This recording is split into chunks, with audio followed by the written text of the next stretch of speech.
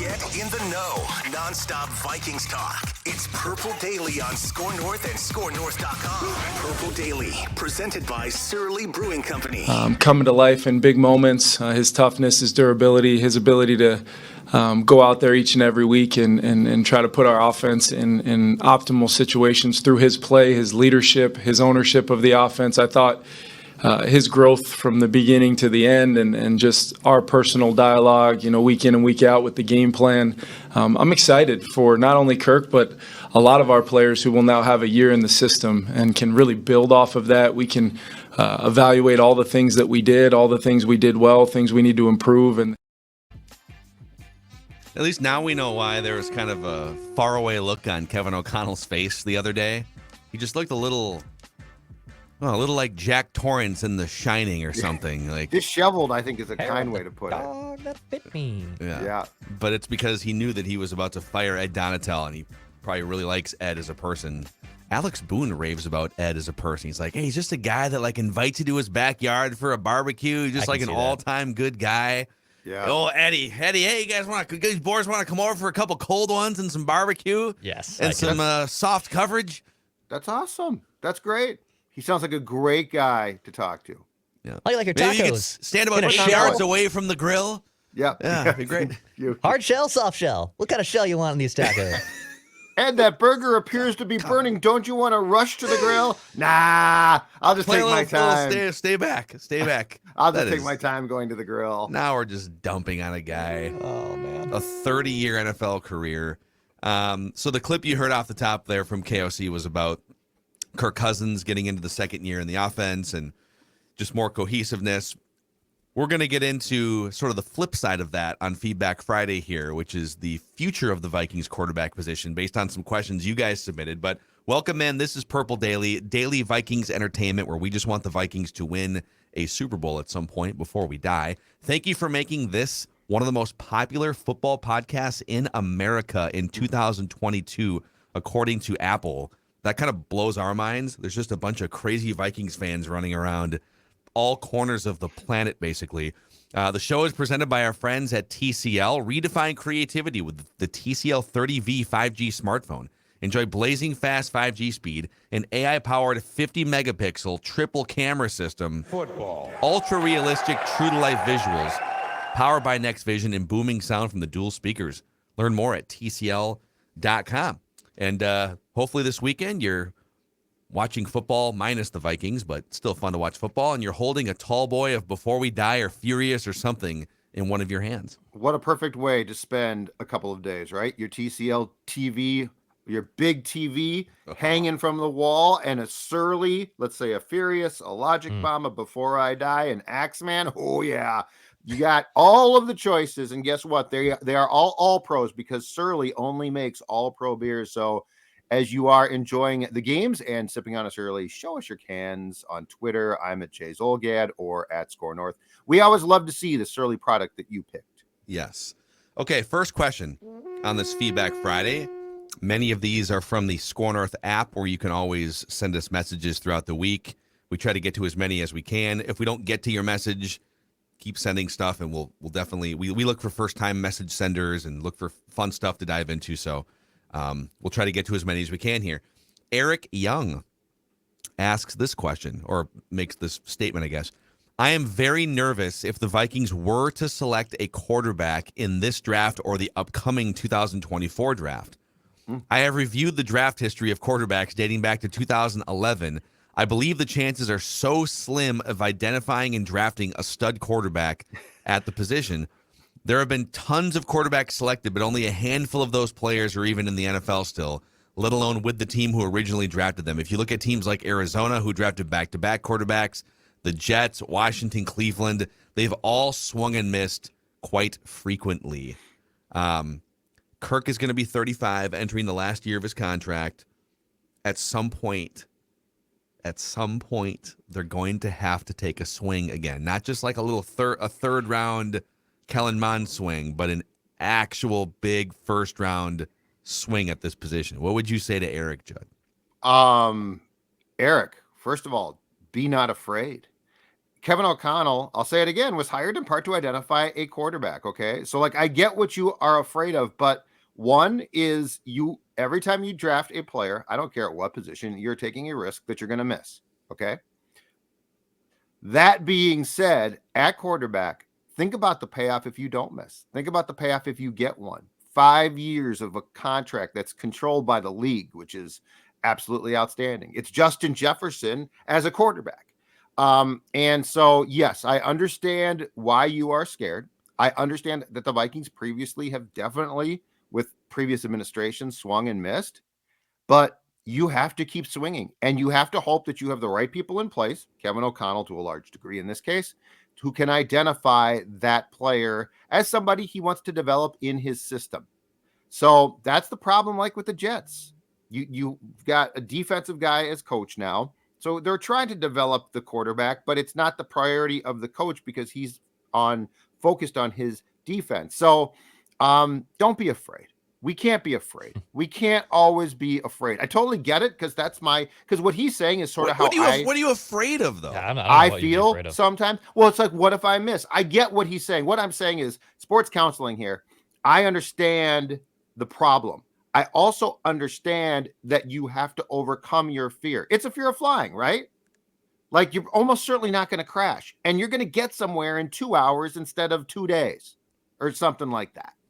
So that's the thing. A 2 hour flight would be more like probably a 10 hour or drive. A 10 hour drive. What I'm saying is Judd totally flies, guys. You are taking a necessary risk because it's a first date. You're dating again.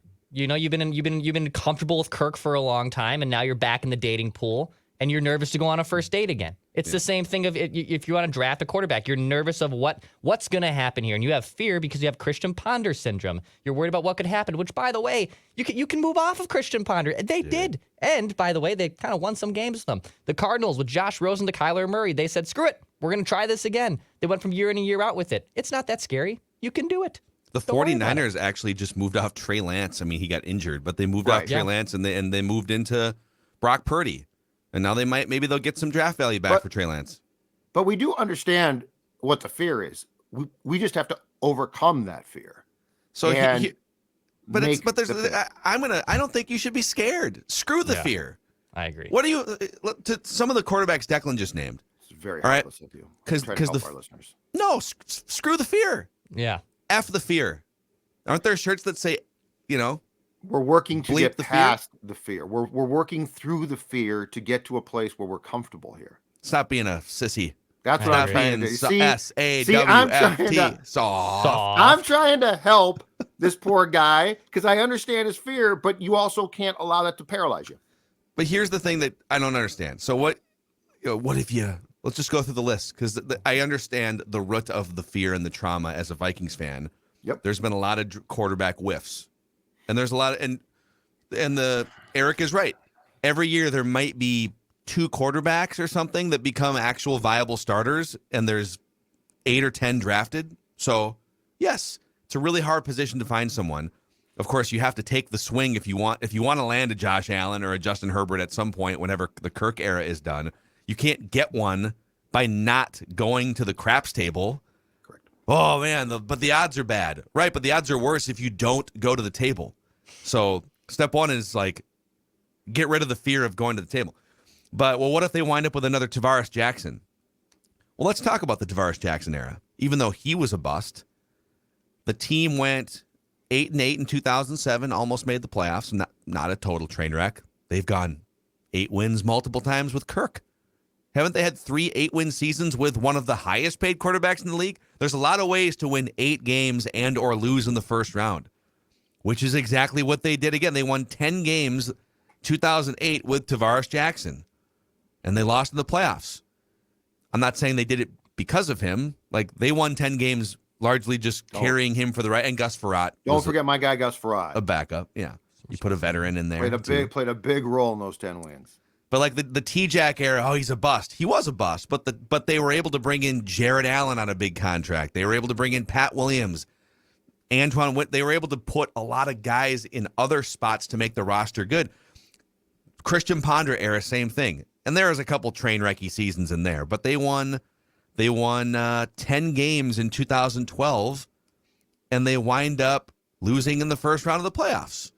Again, there's a lot of ways to win 10 games and get bounced early in the playoffs.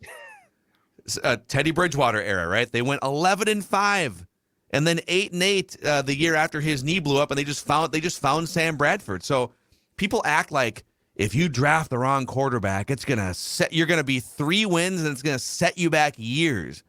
Well, on the flip side, even if that quarterback is a bust, the fact that he makes no money at all means the rest of your team is likely to be pretty damn good. And the Vikings are actually, over the next 5 years, they're in a great spot infrastructure-wise, offensively, to draft a young quarterback and give him a chance, more than like some of the crap teams in the NFL, because they've got Jefferson, Hawkinson, and 2 franchise offensive tackles waiting to help insulate whoever that quarterback is. And the hope, though, is that you finally, for the first time in a very, very long time, basically Denny Green, have a person in place who can identify the quarterback. That was my Spielman problem. Spielman flat out drafted Ponder, and he didn't know what he was doing. He did not know what he was doing. Bridgewater was more of a Norv draft pick. And Norv, you know what? Norv, for as bad as that, came to a conclusion. Norv knew what he was looking at. Kevin O'Connell should too.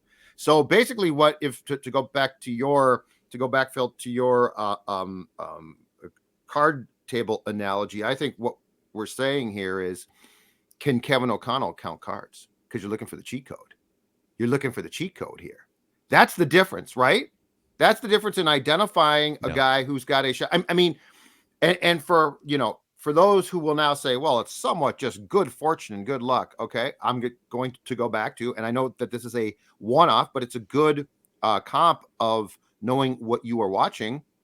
Patrick Mahomes was seen as a tricked-up college quarterback. And Andy Reid said, no, he is not. We can work with this, and we can make this work. So that wasn't just some dumb luck. I mean, the Chiefs traded up. The Chiefs then had him come in for a year and learn behind a very serviceable Kirk Cousins-like veteran QB, and then jettisoned said QB. So, like, there are ways to do this that look like, well, the Chiefs got lucky. No, they didn't. The Chiefs knew exactly what they were looking at, and they had a plan. Yeah, and that's draft talent, surround them with good infrastructure. And that's the other thing too, though, is the fact that they brought Mahomes in for a year and sat him and probably redid his mechanics to a certain degree is very important too. Yeah. Well, there's an interesting, speaking of, maybe tricked up college quarterbacks. This is from Jake Jorgensen via the Score North app.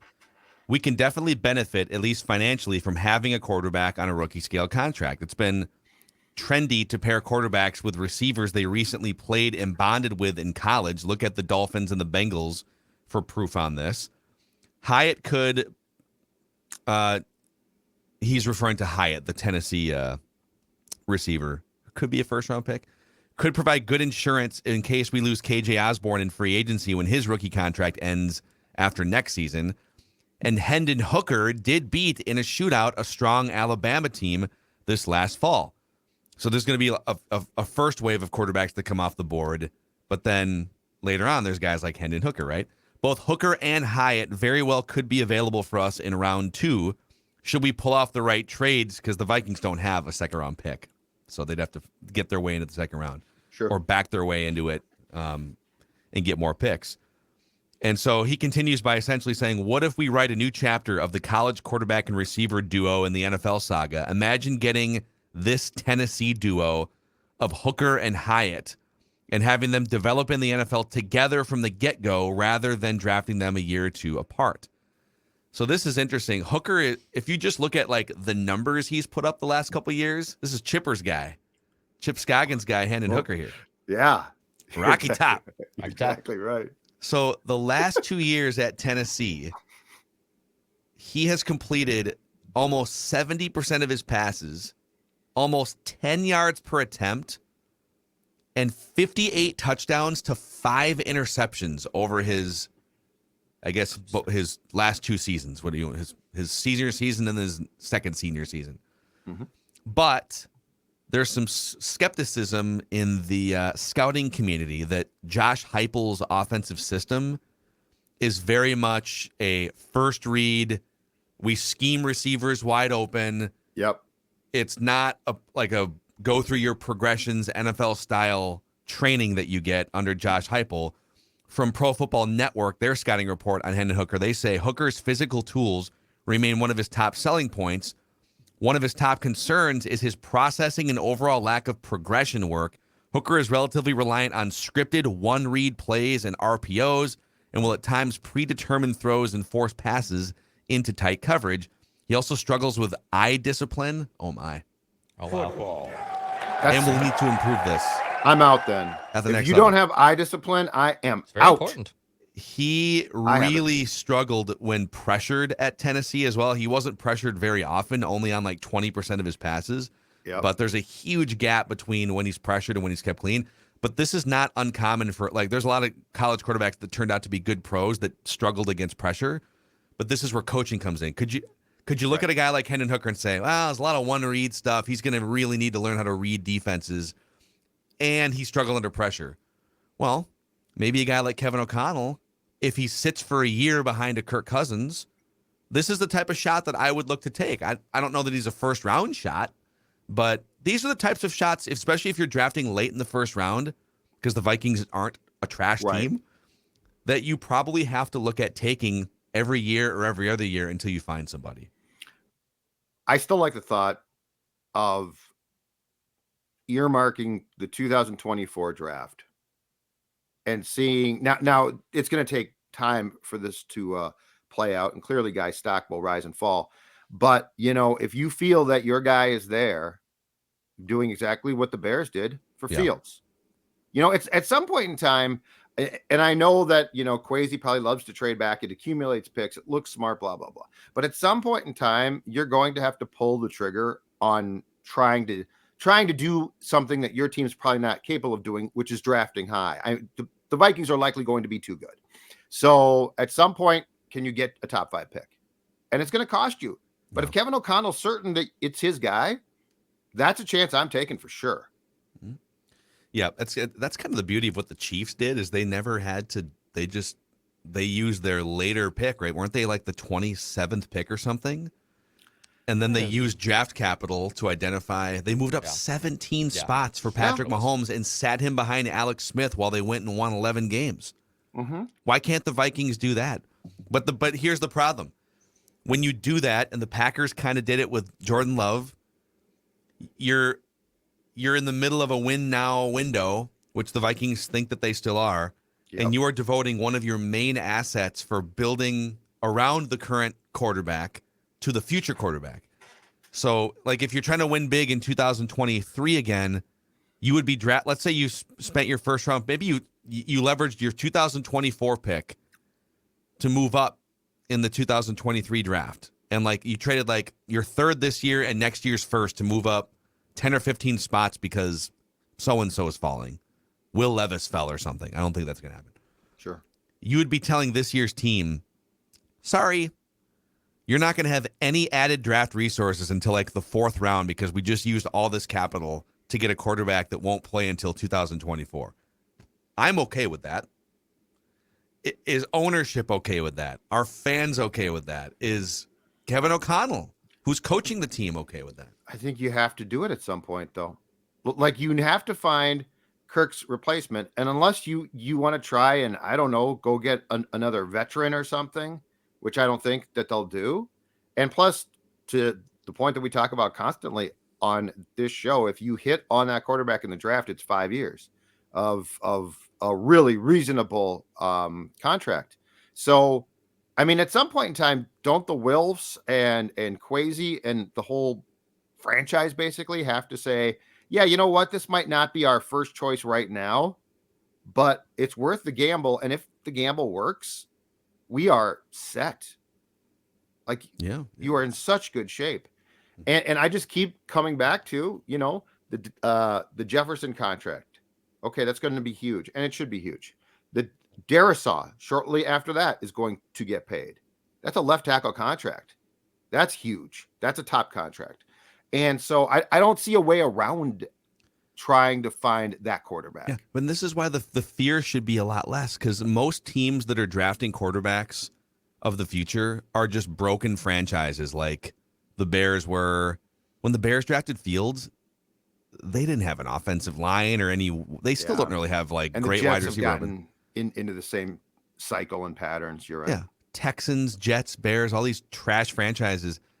If the Vikings draft a quarterback at any point in the next 2 seasons, 2023-24 drafts, you're literally going to have the best wide receiver in the NFL in his prime, one of the top 3 or 4 pass-catching tight ends in his prime, one of the best left tackles in his prime, one of the best right tackles in his prime. You'll have those 4.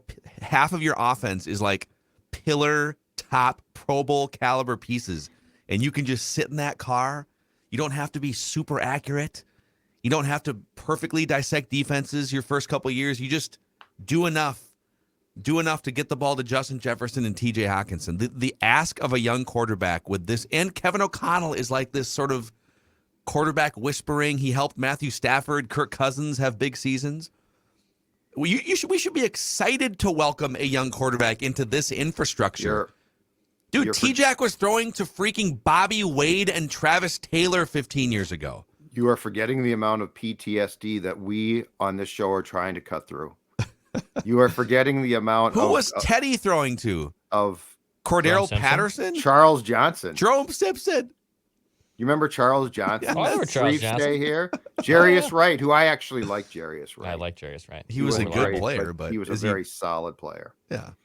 But no, there's no question about it. But I mean, we are trying to now cut through again a lot of PTSD when it comes to this team.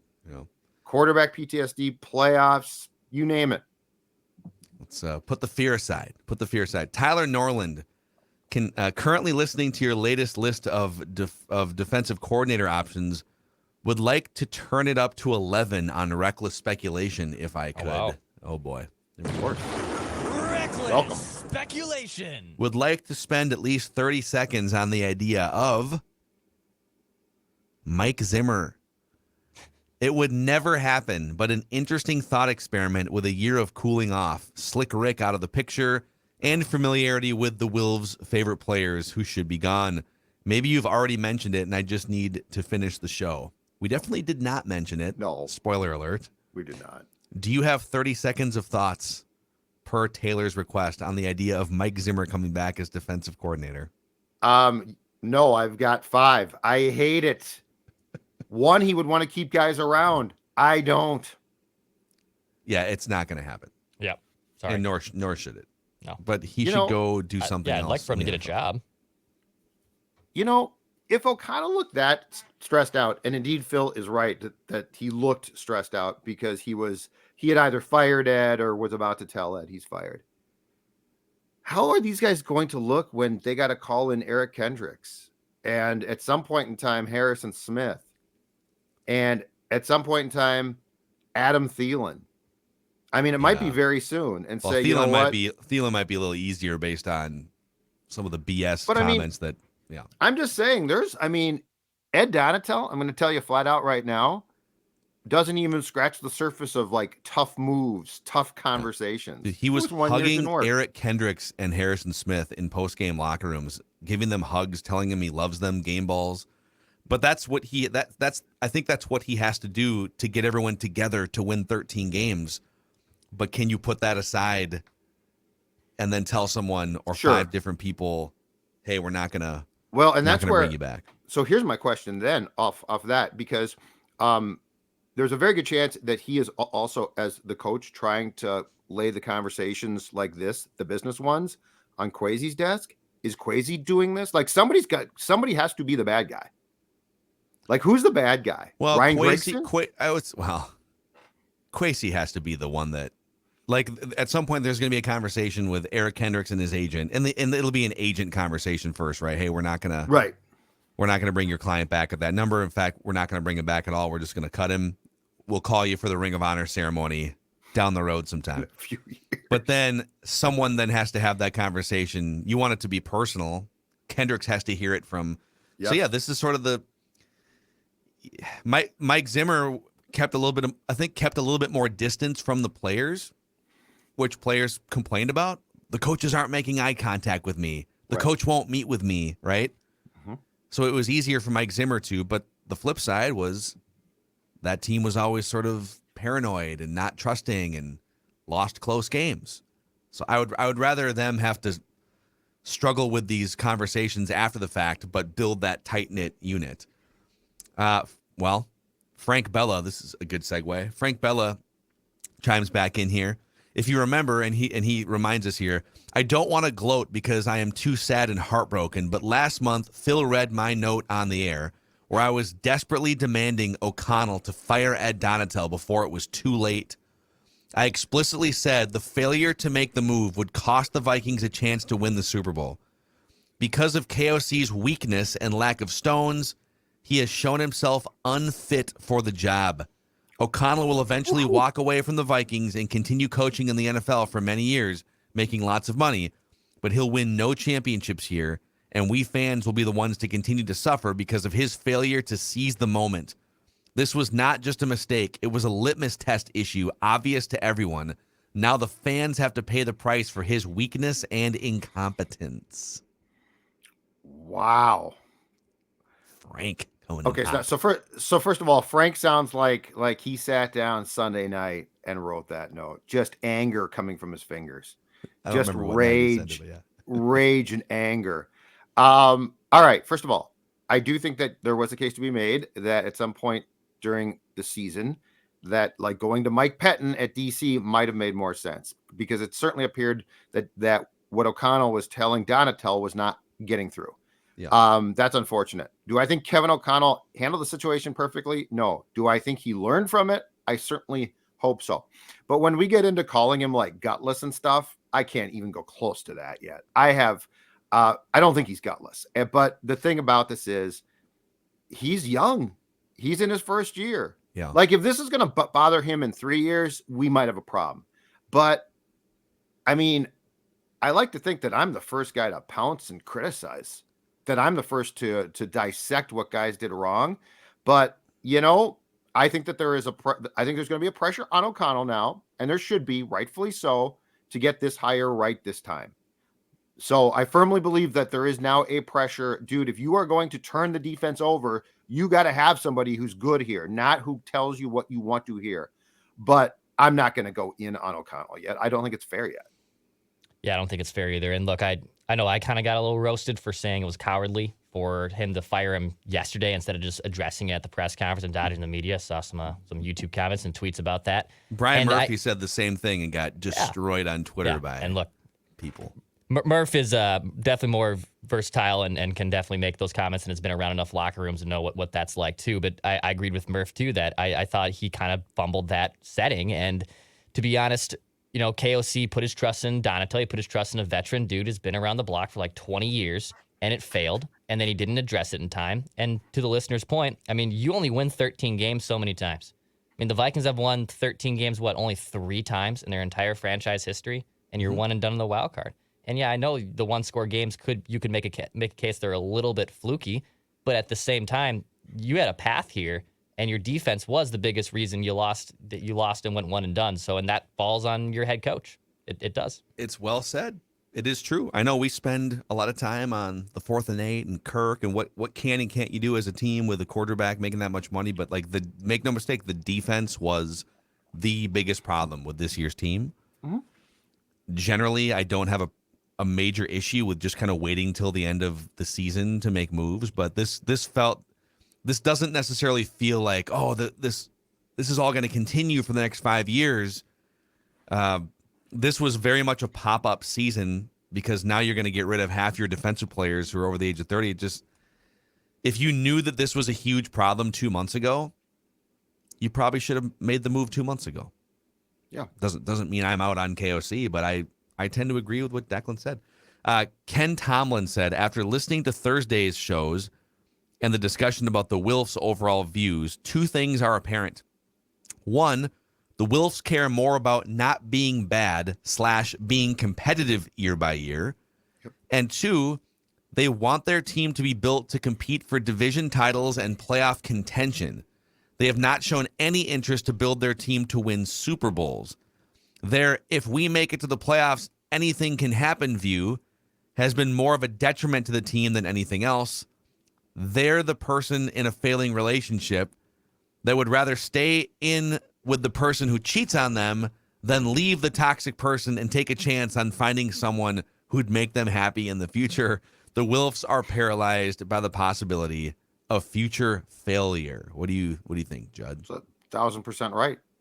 Like when I was on the beat at the Strib, I talked to them when I think it was 2006 or so about a year or two into the time that they owned the team, and they talked about the fact that they wanted to be competitive with a chance to win, that they didn't want to be an up and down team, and to them that means they don't want to be 3-13 or 3-14 and then go and then go down and then come back up and then go down. They were striving, and I talked about this on the show yesterday. They are striving to be, because they grew up Giants fans, what the Giants were with Eli, which is they would get in the tournament, and twice they won Super Bowls. And so the Wilfs think if we just get there, we've got a chance. If we don't get there, which clearly if you go down for a while, you don't, that it's going to become an issue. And so that note is perfectly written. That's exactly right. That's how they see it. That's how they go about it. Now, in their minds, I think they thought that like 2009 would turn into a Super Bowl. And it probably should have. I think that in their minds, they thought 2017 might. So like if you look at the incremental or the overall success that the Vikings have experienced with the Wilfs owning this team, in their mind, there were a couple chances where they could have gone to the Super Bowl. There's at least one, 2009 and 2010, where they could have won it. And so that's the missing piece. But it's very, very clear now because, again, it's been various administrations, different GMs now. It's abundantly clear that view that they talked to me about way back when hasn't changed and is not going to change. They want to be competitive. They want to win divisions, and they think that's going to lead to a championship at some point. It hasn't yet. Yeah. That should probably cause a look in the mirror at some point here because it's been a long time, but that note hits it perfectly. Yeah, maybe if they would have won the Super Bowl they should have in 2009, I think a lot of these conversations would be different. But the fact that they haven't won a Super Bowl in 60 plus years of, not they meaning the Wilfs, they've only been around for 16 years. It just it kind of puts a spotlight on these failed chances whenever you do get to the NFC Championship game or whenever you do win 13. It feels that much worse for fans when they come up short. And I don't know, maybe I'm an old poker guy. If you tell me you give me 8 or 9 win teams on a regular basis, does that lead to a better odds of winning a championship than if you were to strip it back, load up on young talent, take swings at quarterbacks? In the meantime, maybe you're winning 4, 5, 6 games, but when you do get it right, it's not just like a 10-win team or a 13-win team that can only play close games. It's the Bills. It's the Chiefs, right? Mm-hmm.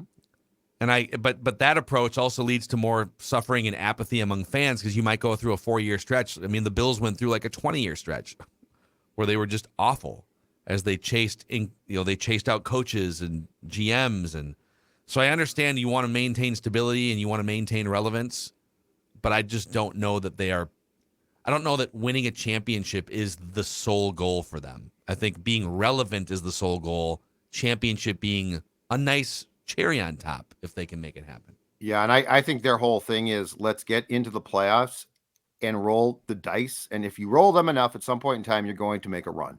Yeah. I think that's probably very flawed, but I think that's how they think. I got one more for you guys here on Purple Daily. We'll do some more feedback over on Mackie and Judd, our other daily podcast too. Chong Vang chimes in, says, first off, I want to say what a wonderful podcast Purple Daily and Mackie and Judd have become. In my mind, over the past few years, I believe you guys, along with others, have truly started to make a difference on how we fans of Minnesota sports need to start thinking. No more accepting the bare minimum of wanting to just beat the Packers or just get into the playoffs. Anything short of a Super Bowl is an unsuccessful season in my eyes, which brings me to my topic. First of all, Chong, thank you for the kind words.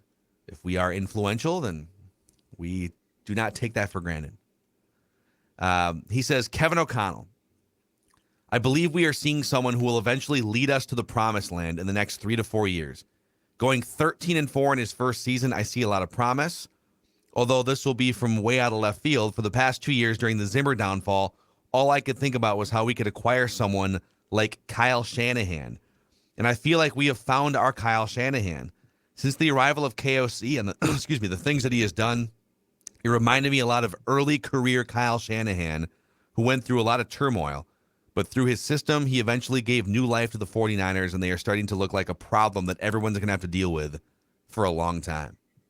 There are some Shanahan ties to Kevin O'Connell, right? Oh, yeah. Washington. Going back to Washington. Absolutely. Yeah. Their love of Kirk. So O'Connell, McVay, Shanahan, LaFleur, you go down that entire list. That's all like from the same, at least, tree branches, right? Yeah. It's all in the same pot or the same area. So, yeah. All right. As disappointing as the end of the season was, and I get it was, for a multitude of reasons, I will say this. I think overall, O'Connell did a good job.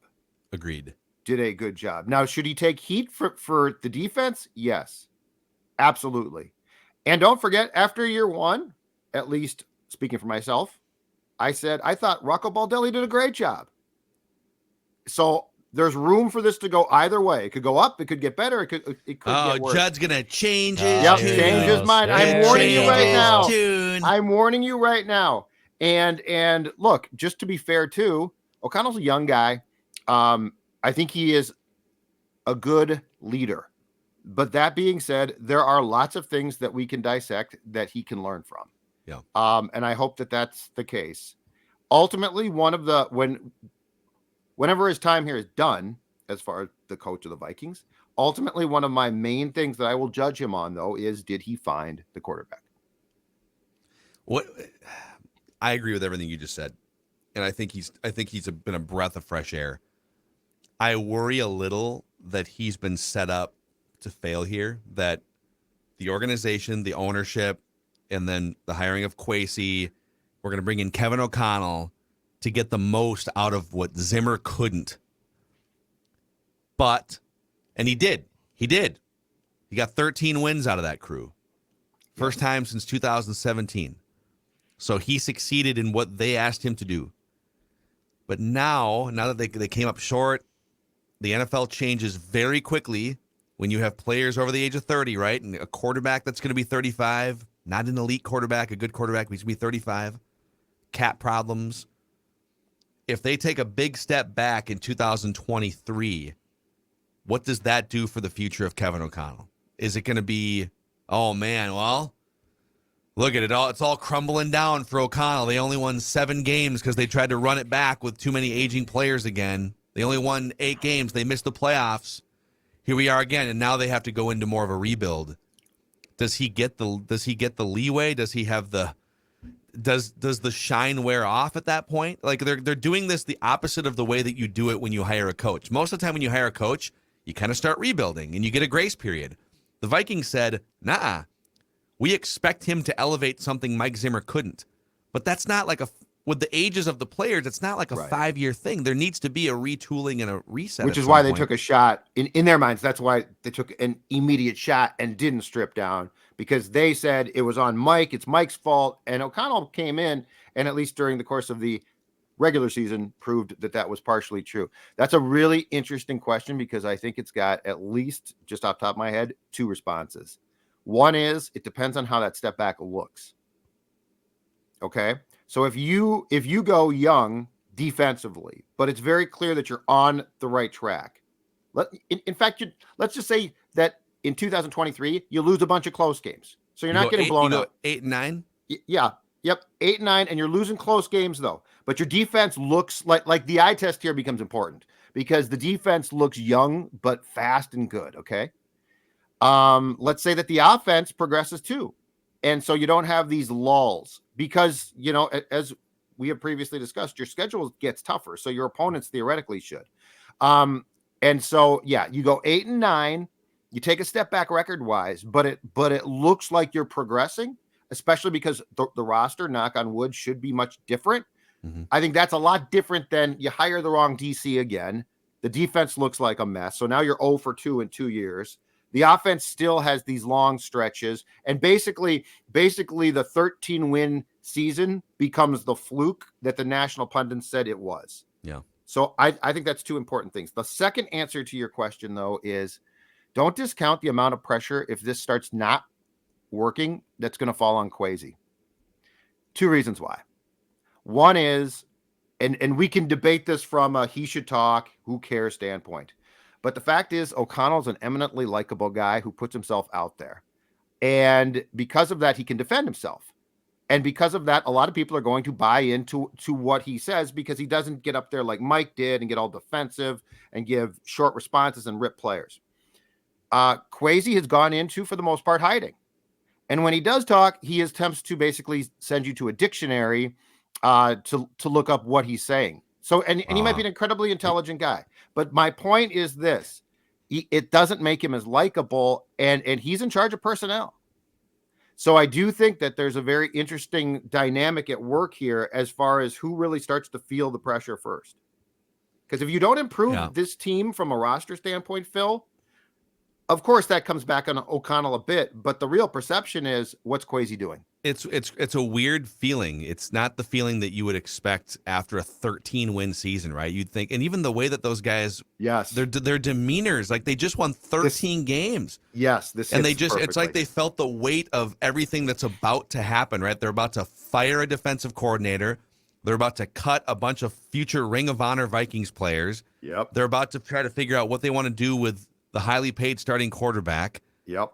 And it's not how the Chiefs feel or the Bills feel after a 13-win season, or how the Eagles probably feel going into the offseason, right? Those all feel like, well, even if we lost, all right, it's another great season. Let's try again next year. We'll just reload, right? It felt different. The weight of it felt different this week. I think Thielen's wife even chiming in about how her husband felt weighed on O'Connell. Mm-hmm. Andy Reid would laugh.